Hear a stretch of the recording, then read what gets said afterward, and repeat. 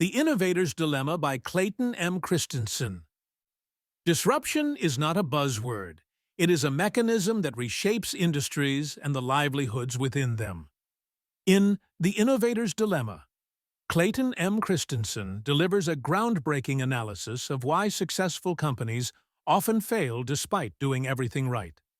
He lays bare the paradox that the very practices which make organizations dominant in their markets, listening to customers, investing in proven innovations, and striving for efficiency, can also blind them to groundbreaking changes at the periphery of their industries. You must understand that the core challenge lies in a firm's inability to prioritize disruptive technologies as they initially serve smaller, not less profitable markets that leaders overlook. The book illustrates how companies like Sears, Digital Equipment Corporation, and even steel mills faltered by ignoring disruptive shifts. Christensen introduces a framework for not only understanding these dynamics, but also for harnessing disruption to thrive in a rapidly changing business landscape.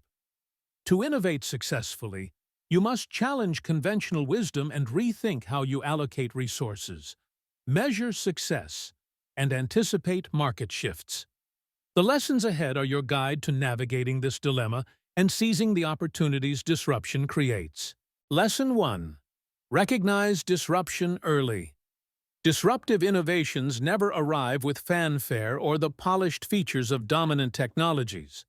They sneak in as fledgling alternatives, offering inferior performance and targeting markets so small that industry leaders often dismiss them outright. These seemingly insignificant innovations, however, are the seeds of industry upheaval. Clayton M. Christensen illustrates this through the story of mini-mills in the steel industry. Mini-mills began producing low-quality rebar, a product so unremarkable that traditional steelmakers ignored them. Their dismissal was a fatal mistake. Mini-mills quietly perfected their processes, moved up the value chain, and eventually displaced traditional steelmakers, dominating the very industry that had once scoffed at them.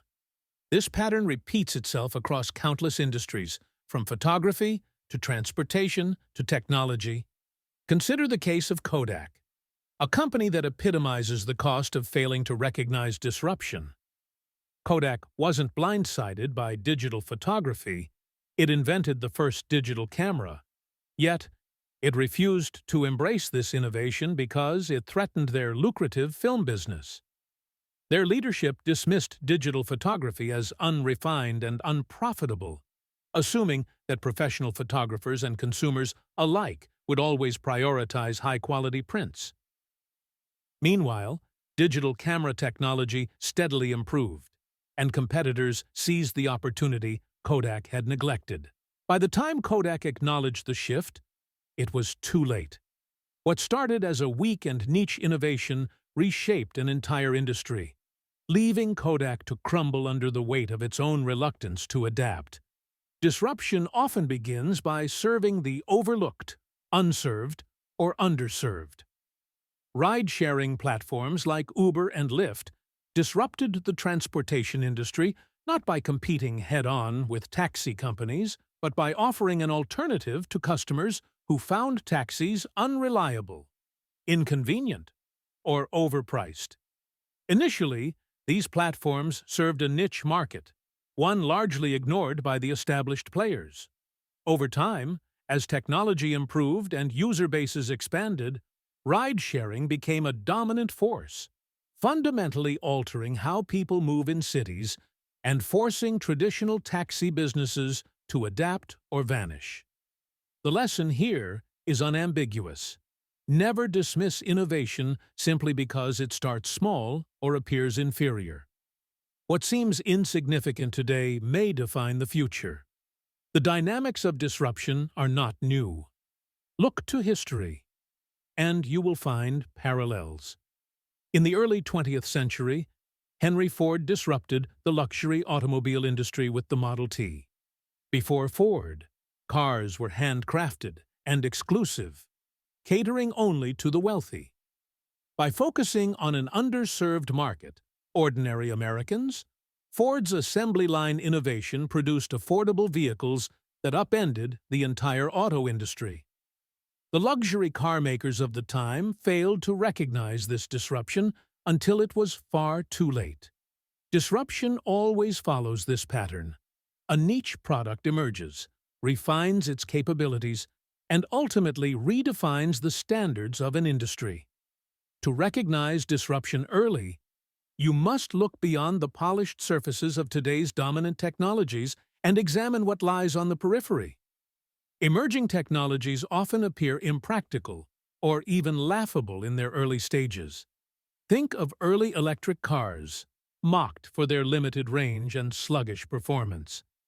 Now, Tesla and other innovators are leading a transportation revolution, proving that what begins as an inferior alternative can evolve into the standard. Pay attention to these nascent developments. Study how small players in your industry are solving problems you might have overlooked. Often, these players understand their niche markets better than established competitors and are unburdened by legacy systems or processes.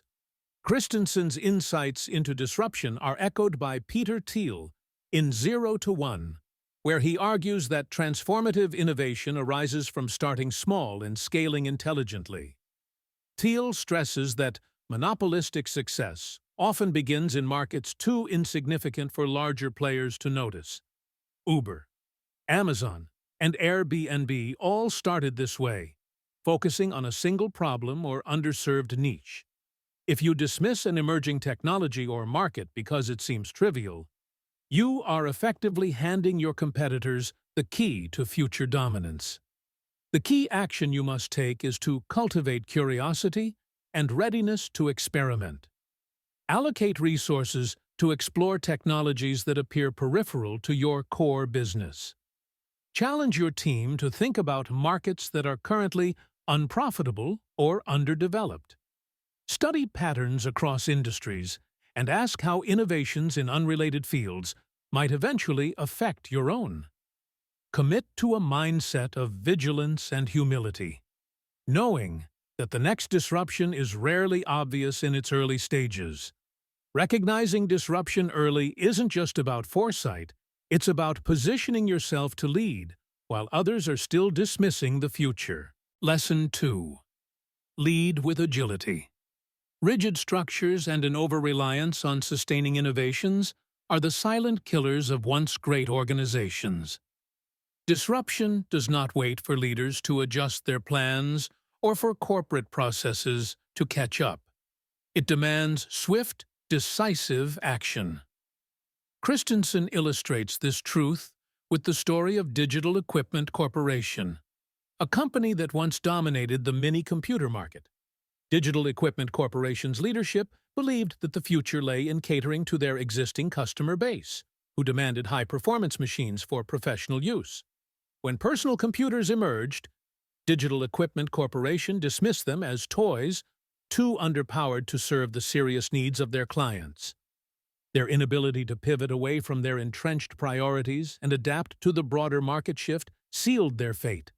Personal computers grew rapidly in capability and accessibility, redefining computing and leaving Digital Equipment Corporation as a relic of a bygone era. Agility is the antidote to such missteps. Contrast Digital Equipment Corporation's failure with the agility of Netflix, a company that has repeatedly redefined its business to stay ahead of disruption. Netflix began as a DVD rental-by-mail service, an innovative but niche alternative to traditional rental stores like Blockbuster.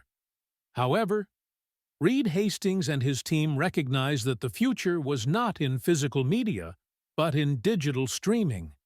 While Blockbuster clung to its brick-and-mortar model and dismissed streaming as a passing trend, Netflix aggressively invested in streaming technology. They didn't wait for streaming to become a dominant market. They helped create that dominance. Netflix's willingness to risk cannibalizing its DVD business to bet on streaming exemplifies the kind of agility that sustains market leadership in the face of disruption. Agility requires more than just recognizing the signs of change. It demands decentralizing decision-making to empower teams closest to emerging trends. Amazon offers a masterclass in this approach. What began as an online bookstore quickly evolved into a tech giant, driven by Jeff Bezos's insistence on adaptability and customer obsession. Amazon didn't stop at books. It moved into electronics, cloud computing, logistics, and even original entertainment. The company's creation of independent business units, such as Amazon Web Services, illustrates the importance of autonomous teams. Amazon Web Services was allowed to grow outside the constraints of Amazon's core e-commerce operations, becoming one of the company's most profitable divisions. Agility thrives when organizations decentralize control, foster innovation within autonomous units, and prioritize long-term growth over short-term comfort. Historical parallels further highlight the importance of agility. In the early 20th century, railroads dominated transportation and freight. Yet, when automobiles and aviation began to rise, railroad companies failed to redefine themselves as transportation businesses rather than just railroad companies. Their rigidity prevented them from capitalizing on the broader opportunities in mobility, allowing automotive and airline industries to surpass them. This failure to pivot is a lesson in the cost of clinging to outdated identities and processes. To lead with agility, you must view your business not as a static entity defined by its current products, but as a dynamic system capable of evolving with the market. Agility also means embracing emerging trends even when they threaten your core business. Consider Tesla, which disrupted the automotive industry not only with electric vehicles, but also with its approach to software and energy solutions. While traditional automakers hesitated, fearing the risks of abandoning internal combustion engines, Tesla leaned into the disruption, positioning itself as a leader in the future of transportation. Tesla's agility in adapting to both technological shifts and customer demands has enabled it to redefine the auto industry's trajectory. If you remain fixated on sustaining the status quo, you will inevitably fall behind those willing to take risks and adapt faster. Agility is not about recklessness. It is about creating the structures and mindsets necessary to pivot intelligently. Decentralize authority. Build small, autonomous teams focused on innovation. And never let your current success blind you to future possibilities. The companies that survive and thrive are those that treat agility as a core competency, not a reactive response. The future will not wait for you to catch up. Lead with agility, or risk being left behind. Lesson 3. Embrace smaller markets. Disruption doesn't begin in the spotlight. It thrives quietly, in corners of the market too small or unprofitable for established players to notice. Underserved and non-consumer markets are the fertile ground where disruptive innovations grow, evolve, and eventually take over. Christensen's analysis of hydraulic excavators exemplifies this principle. Traditional excavator manufacturers dismissed the new hydraulic models because they targeted small-scale construction projects, a market deemed insignificant compared to large industrial projects. But those smaller projects formed the perfect proving ground for hydraulic technology, allowing it to improve until it became the superior option for almost all construction applications. By the time the incumbents realized the shift, they were too late to compete effectively. The excavator market had transformed, and the early movers in hydraulics had reaped the rewards. The story of the Sony Walkman further illustrates the power of embracing smaller markets. At the time of its release, most audio manufacturers were vying for dominance in high-fidelity home sound systems, aiming to cater to audiophiles. Sony, instead, targeted a completely different demographic: young people looking for portable, personal music devices. This market was small, even trivial in the eyes of competitors, but Sony recognized the untapped potential. The Walkman became a cultural phenomenon. dominating the portable music market and setting the stage for future innovations like the iPod and streaming services. Sony didn't just capture a market, they created a movement, proving that smaller markets can yield massive influence when approached strategically. Tesla's trajectory demonstrates how embracing smaller markets isn't just about capturing early revenue, but about refining disruptive technologies.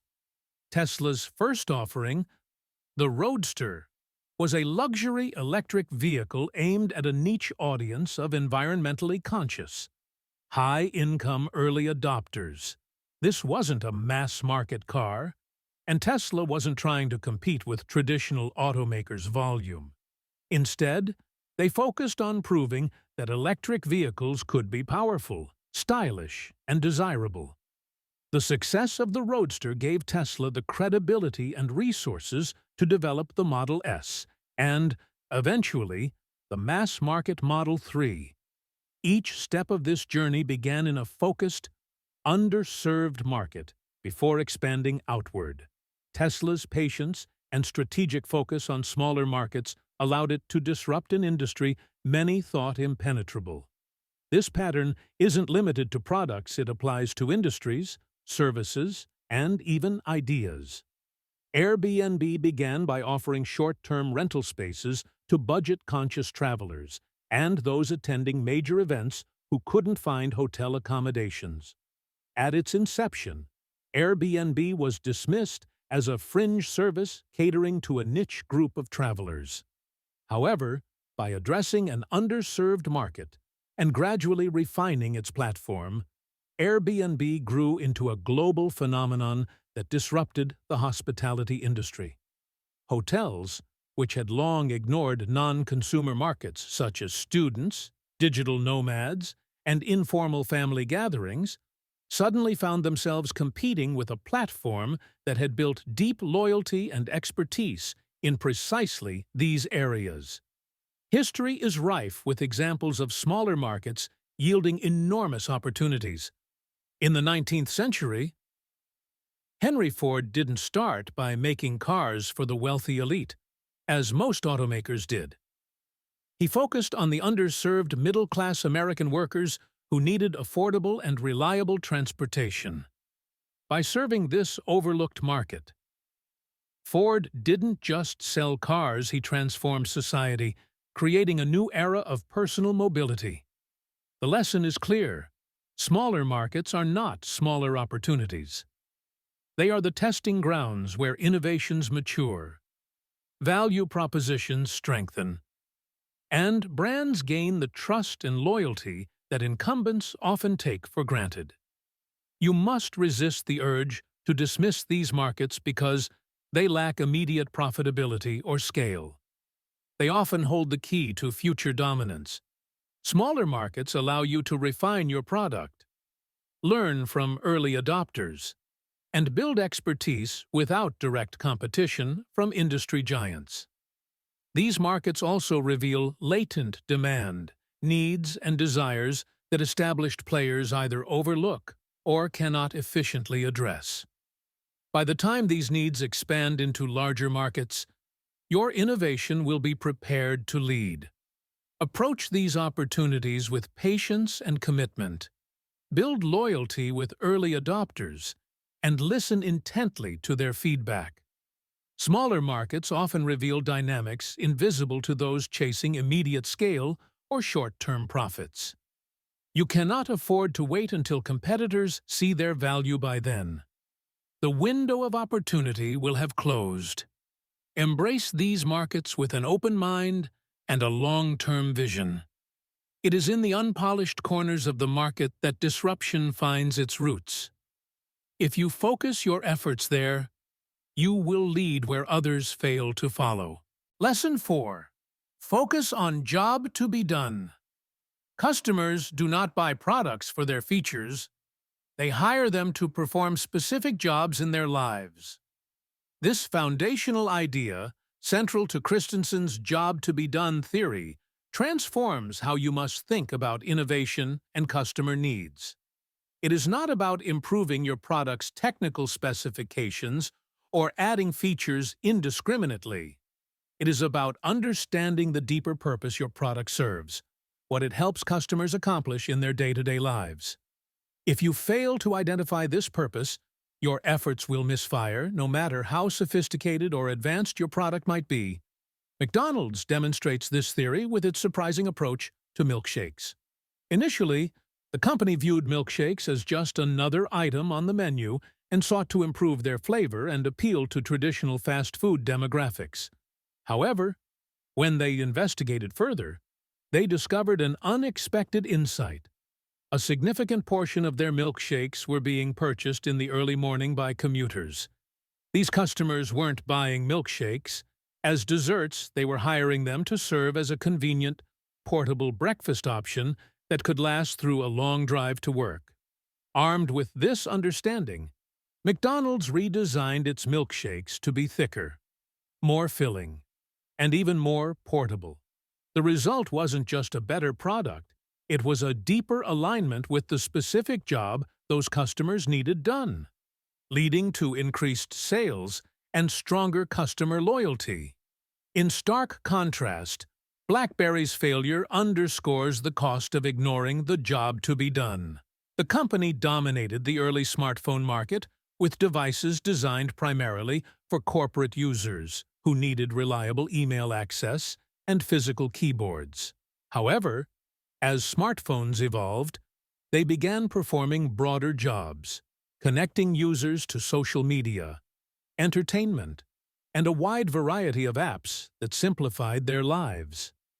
BlackBerry remained fixated on hardware and email capabilities, failing to recognize that its customers' expectations and needs were shifting. Meanwhile, Apple, through the iPhone, successfully aligned its innovations with these evolving jobs. The iPhone wasn't just a phone, it became a portable media hub, personal assistant, and lifestyle accessory. BlackBerry's inability to adapt led to its rapid decline. While Apple redefined the industry, Airbnb provides another powerful example of understanding and fulfilling the job to be done. When Brian Chesky and Joe Gebbia founded the company, they didn't just create a platform for vacation rentals, they addressed an unmet need in the market. Travelers, particularly those on a budget or seeking unique experiences, were often underserved by traditional hotels. Hotels catered to business professionals and affluent tourists, leaving a gap for people who wanted affordable, flexible accommodations with a personal touch. Airbnb filled this gap, offering an alternative that felt less transactional and more connected. By understanding the job their customers needed done, affordable, authentic travel experiences, Airbnb grew into a global powerhouse, reshaping the hospitality industry in the process.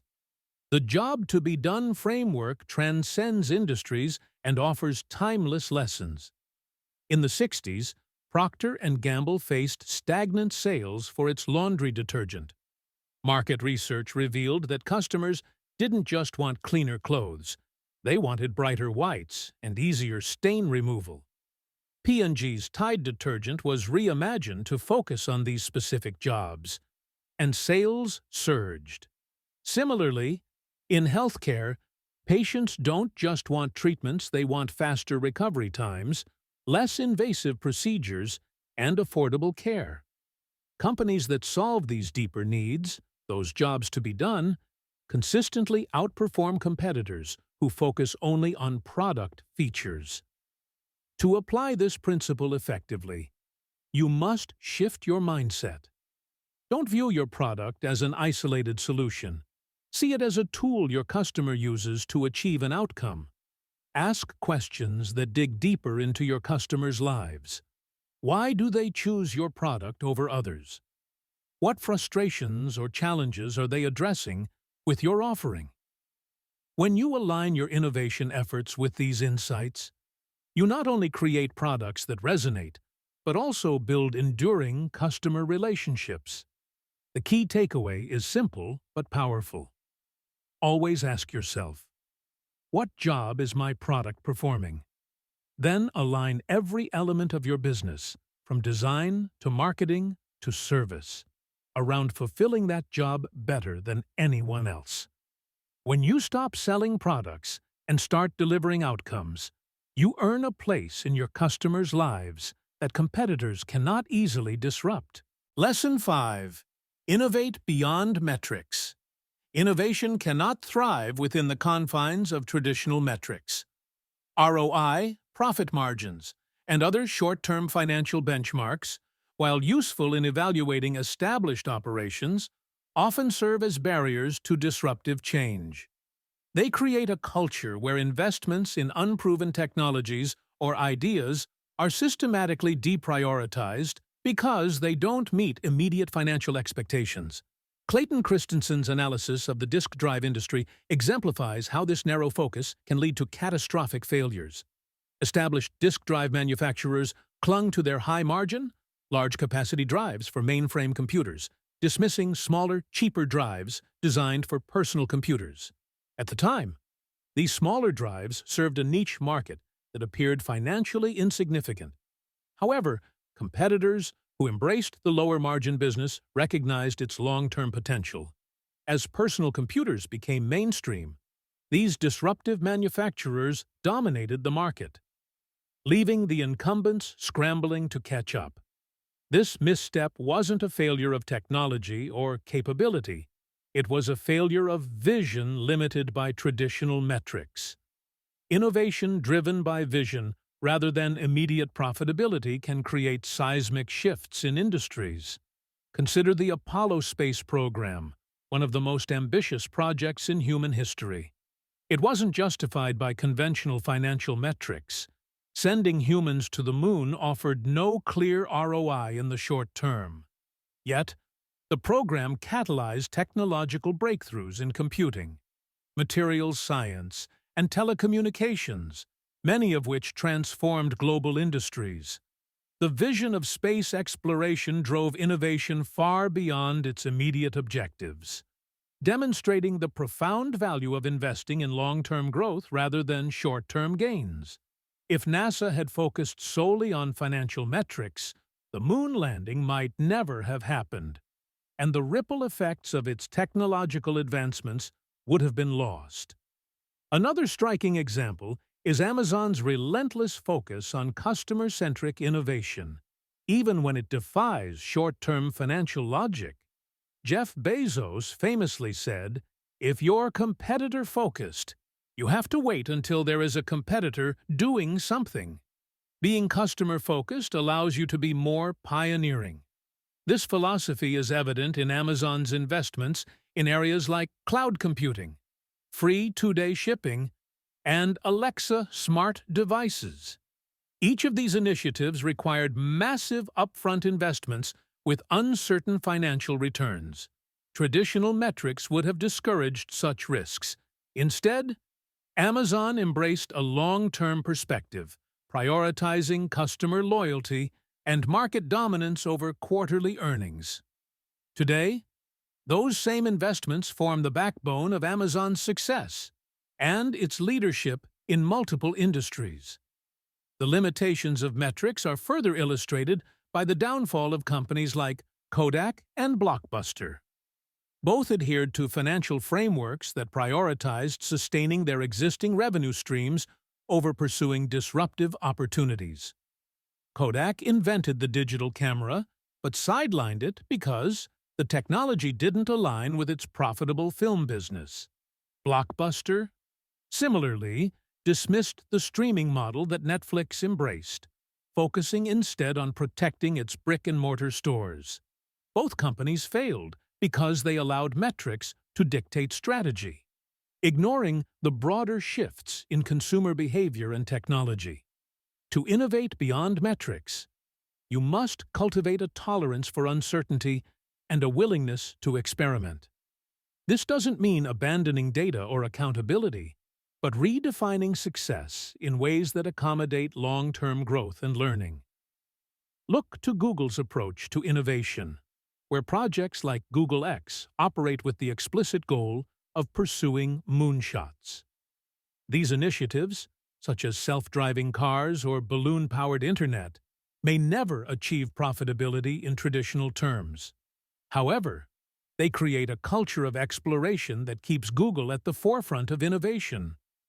By prioritizing adaptability and creativity over rigid financial benchmarks, Google continually expands its influence and capabilities. You must reframe how you measure success. Rather than focusing solely on short-term metrics, evaluate innovations based on their potential to drive learning, adaptability, and market differentiation. Set goals that account for experimentation, recognizing that not all investments will pay off immediately. Encourage your team to pursue ideas that challenge the status quo, even if their financial impact isn't immediately apparent. This approach requires courage and patience, but it is the only way to ensure that your organization remains competitive in a world defined by rapid change. The key takeaway is this: never let traditional metrics dictate your innovation strategy. Measure success by your ability to learn, adapt, and create long-term value. When you innovate beyond metrics, you unlock the potential for transformation that outpaces short-term gains. The companies that dare to prioritize vision over immediate profitability are the ones that define the future. Lesson 6. Cultivate disruptive teams. Disruption rarely succeeds within the rigid frameworks of established organizations because those structures are designed to optimize, refine, and perpetuate sustaining innovations. These organizations have processes, cultures, and performance metrics tailored to serving existing markets, which often leaves little room for experimentation or risk-taking. Clayton Christensen emphasizes that to harness disruptive opportunities, you must create separate, focused teams that operate independently from the core business. These teams require the freedom to challenge assumptions, break from established norms, and explore markets that may initially seem unattractive or unprofitable.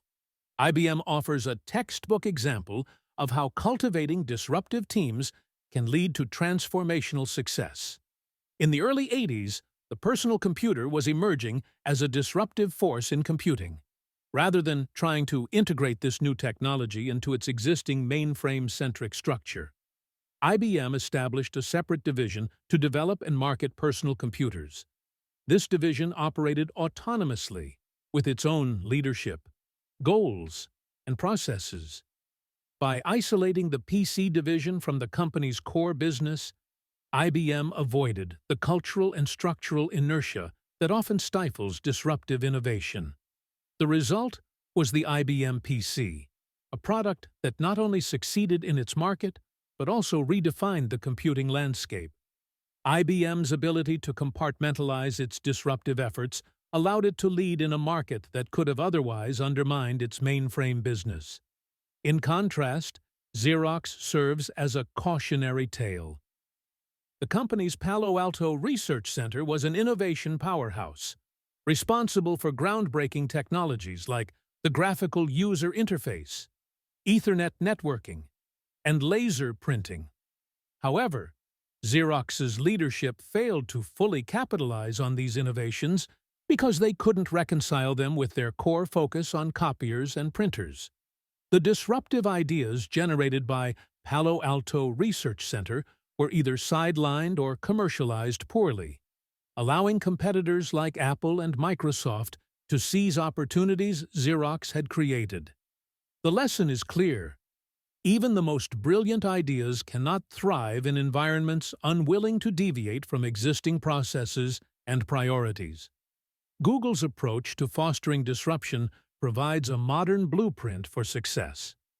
By creating the alphabet, Google established a structure that allows its core business to operate efficiently while enabling autonomous units to pursue disruptive projects. For instance, Waymo, Alphabet's self-driving car division, operates independently of Google's search and advertising operations. This autonomy enables Waymo to take risks and explore new markets without being constrained by the metrics and expectations of Google's core business. Similarly, Google X, often referred to as the company's moonshot factory, focuses on ambitious projects like drone delivery and advanced robotics. These units have the freedom to fail, iterate, and innovate in ways that would be impossible within Google's primary structure. The historical example of Skunk Works at Lockheed Martin further illustrates the power of independence. Focused teams. During World War II, Clarence Kelly Johnson established Skunk Works as a semi-autonomous group tasked with developing innovative aircraft under tight deadlines and immense pressure. Operating outside of Lockheed's traditional bureaucracy, Skunk Works delivered groundbreaking designs like the U-2 spy plane and the S.R-71 Blackbird. These achievements were possible because the team was given the freedom to operate independently, take risks, and prioritize innovation over compliance with established processes. To cultivate disruptive teams, you must first recognize that disruption cannot flourish in environments optimized for efficiency and predictability. Build small, focused teams that are free from the constraints of your core business. Empower them to take risks, experiment, and operate with agility. Provide them with the resources they need, but shield them from the pressure to conform to traditional performance metrics. Ensure that these teams are staffed with individuals who thrive in uncertainty and possess a willingness to challenge the status quo. Remember, disruptive teams must also have a clear mandate and vision. Simply isolating a group without direction or support will not lead to success. Encourage cross-functional collaboration and foster a culture that celebrates failure as a necessary step toward innovation. Without this mindset, even the most independent teams will struggle to deliver meaningful results. The takeaway is straightforward. Disruption cannot thrive in the shadow of established processes. If you want to lead in a world of constant change, you must invest in teams that are free to break the mold. Give them the autonomy to explore, the resources to experiment, and the mandate to disrupt. In doing so, you will position your organization to not just survive disruption, but to drive it. Lesson 7. Disruption is a process. Disruption is not a sudden event, but a gradual, transformative process that unfolds over time. It begins at the margins, often dismissed as weak or impractical by industry leaders. Yet, through cycles of iteration and improvement, disruptive innovations gain momentum until they ultimately redefine industries. Clayton Christensen's analysis of disk drive innovations illustrates this evolution. In the early stages, smaller, less expensive disk drives were ignored by manufacturers catering to mainframe computers. These drives lacked the performance and capacity that mainframe customers demanded. However, they found a foothold in emerging markets, like personal computers, where lower cost and size mattered more than top-tier specifications. Over decades, these smaller drives improved, overtaking the incumbents who had written them off. The process of disruption rewarded those who recognized its potential early and invested accordingly. The electric car industry offers a modern example of disruption as a process. Decades ago, electric vehicles were limited by their high costs, short ranges, and lack of supporting infrastructure. Early electric vehicles like the General Motors Electric Vehicle 1 were technological experiments rather than market-ready products. Established automakers dismissed them as niche solutions with no real future compared to gasoline-powered cars. However, companies like Tesla understood that the weaknesses of electric vehicles were not permanent. They were hurdles that could be overcome through persistent innovation. Tesla focused on iterative improvements in battery technology, efficiency, and design while simultaneously building the infrastructure, like supercharger networks, necessary to support electric vehicles adoption.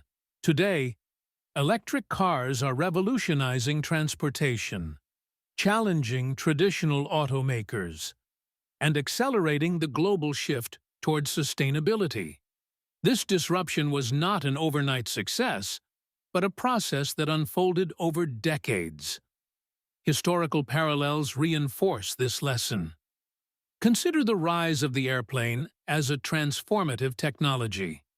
In the early 20th century, airplanes were rudimentary, unreliable, and of little practical use. They couldn't compete with railroads or ships for transportation. Yet, innovators like the Wright brothers, and later companies like Boeing, continued to refine the technology. By the mid-20th century, air travel had become the fastest and most efficient way to move people and goods across long distances, completely disrupting the transportation industry.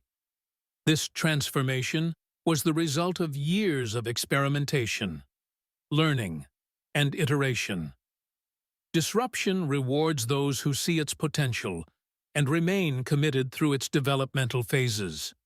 A critical component of this process is iteration. Disruption gains strength through small, compounding improvements that may seem insignificant at first, but eventually lead to breakthroughs. Think of software development, where initial versions of programs are often riddled with flaws and limited in functionality.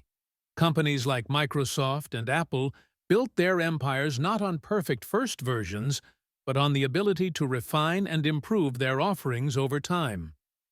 Windows evolved from a basic graphical interface to the backbone of global enterprise computing. The iPhone, now a dominant force in the smartphone industry, started as a revolutionary but limited device and has since undergone countless refinements. These examples demonstrate that disruption is not about a single leap forward but a steady climb, fueled by iteration and long-term vision. The role of patience and vision cannot be overstated. Organizations that succeed in driving disruption recognize that it takes time for new technologies and ideas to mature. They understand that initial weaknesses do not define the future potential of an innovation. Instead of chasing immediate results, they invest in learning, experimentation, and infrastructure that lay the groundwork for eventual success. Companies like Amazon, which spent years building the logistics and infrastructure for its e-commerce empire, exemplify this long-term commitment. Today, that investment has positioned Amazon as a leader not just in retail, but in cloud computing and logistics as well. To nurture disruption, you must adopt a mindset of perseverance and adaptability. Accept that the early stages of disruptive innovation will often be fraught with challenges and setbacks. Lead with a long-term vision that embraces these difficulties as necessary steps in the journey. Protect your disruptive projects from the pressure of short-term expectations, allowing them the time and space they need to grow. Recognize that every small step forward contributes to reshaping the future in ways that are often difficult to predict in the moment. The takeaway is clear. Disruption is a process, not an event. It requires patience, vision, and an unwavering commitment to iteration. Never underestimate the power of time and compounding improvements. Lead with the understanding that every challenge you overcome today lays the foundation for the transformative success of tomorrow. Conclusion. The Innovator's Dilemma is a manifesto for recognizing and embracing disruption. You've learned to identify emerging technologies, prioritize agility, and focus on smaller markets while understanding the importance of jobs to be done and unconventional metrics. These lessons emphasize that disruption is not just an external threat, it's an opportunity to transform industries and build enduring success. For further insights, read Blue Ocean Strategy by W. Chan Kim and Renee Mauborgne, which explores how to create uncontested market spaces, Or dive into 0 to 1 by Peter Thiel for lessons on building disruptive startups. Embrace the discomfort of innovation, and you'll lead where others fear to follow. The power to disrupt and thrive is yours if you dare to challenge the status quo. The end.